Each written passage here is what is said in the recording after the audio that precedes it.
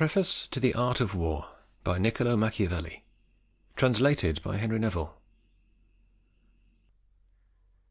Recording by Clive Catterall. Preface by Niccolò Machiavelli, Citizen and Secretary of Florence, on the books on the Art of War, to Lorenzo di Filippo Strozzi, a gentleman of Florence. Many, Lorenzo, have held and still hold the opinion that there is nothing which has less in common with another, and that is so dissimilar, as civilian life is from the military. Whence it is often observed, if any one designs to avail himself of an enlistment in the army, that he soon changes, not only his clothes, but also his customs, his habits, his voice; and in the presence of any civilian custom he goes to pieces.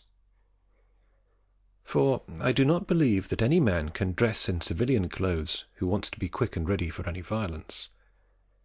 nor can that man have civilian customs and habits who judges those customs to be effeminate, and those habits not conducive to his actions.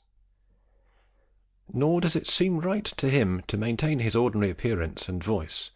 who, with his beard and cursing, wants to make other men afraid.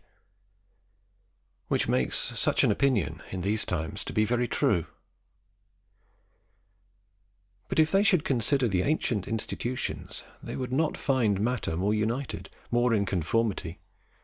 and which of necessity should be like to each other as much as these, civilian and military. For in all the arts that are established in a society for the sake of the common good of men, all those institutions created to make people live in fear of the laws and of God would be in vain if their defence had not been provided for, and which, if well arranged, will maintain not only these, but also those that are not well established. And so, on the contrary, good institutions without the help of the military are not much differently disordered than the habitation of a superb and regal palace, which, even though adorned with jewels and gold, if it is not roofed over, will not have anything to protect it from the rain. And if, in any other institutions of a city or of a republic, every diligence is employed in keeping men loyal, peaceful, and full of fear of God, it is doubled in the military. For in what man ought the country to look for greater loyalty than in that man who has promised to die for her? In whom ought there to be a greater love of peace than in him who can only be injured by war? In whom ought there to be a greater fear of God than in him who, undergoing infinite dangers every day, has more need of his aid?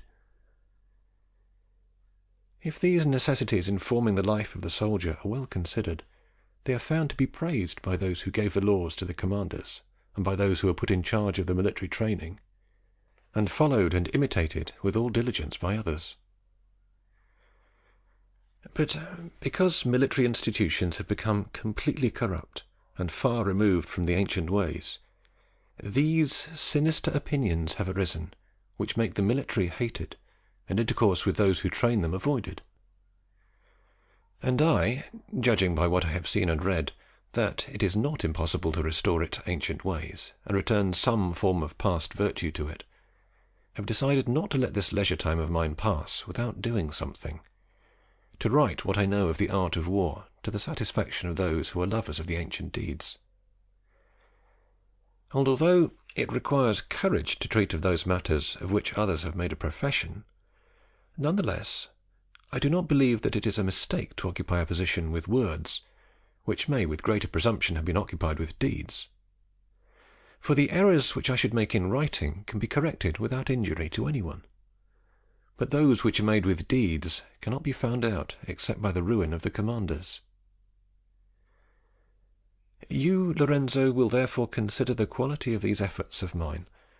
and will give in your judgment of them that censure or praise which will appear to you to be merited. I send you these as much to show myself grateful for all the benefits I have received from you, although I will not include in them the review of this work of mine,